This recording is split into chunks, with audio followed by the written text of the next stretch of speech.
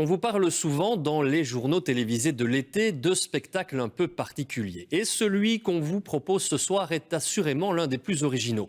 Il s'agit d'un immense rassemblement de statues vivantes. C'est le 3e du genre. Alors il y a de tout, du comique, de l'inquiétant, voire même de l'effrayant. Ça se passe à Marche-en-Famenne et l'événement rassemble des dizaines de milliers de spectateurs. Thibaut Balthazar.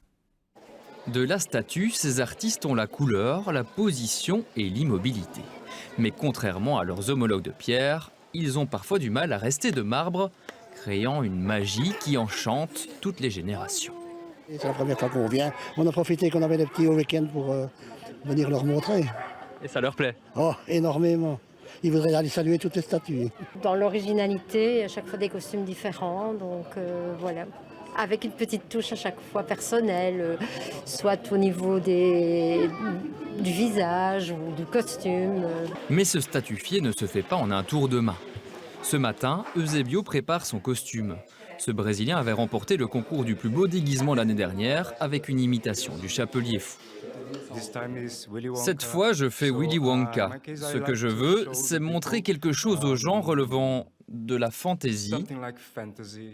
Mon costume ne doit pas avoir l'air réel. Plusieurs heures plus tard, Eusebio n'avait toujours pas terminé son maquillage, contrairement à ce groupe d'artistes portugais, à Pipi et au contrôleur de train. Un contrôleur obligé de rester muet lorsqu'il poinçonne le ticket des visiteurs. De temps en temps, c'est vraiment difficile. Ça dépend un peu du public, le temps et tout ça. Mais aujourd'hui, ça va aller parce que le public est fantastique, comme vous voyez.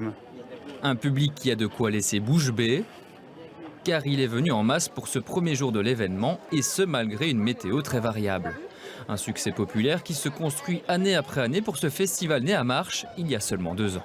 Marche est déjà en temps naturel truffé de statues qui ne sont pas, elles, vivantes, de véritables statues. Donc voilà, Statue en Marche, ça m'a donné l'idée immédiatement. Et j'ai eu le grand bonheur d'avoir derrière moi une ville qui a cru au projet.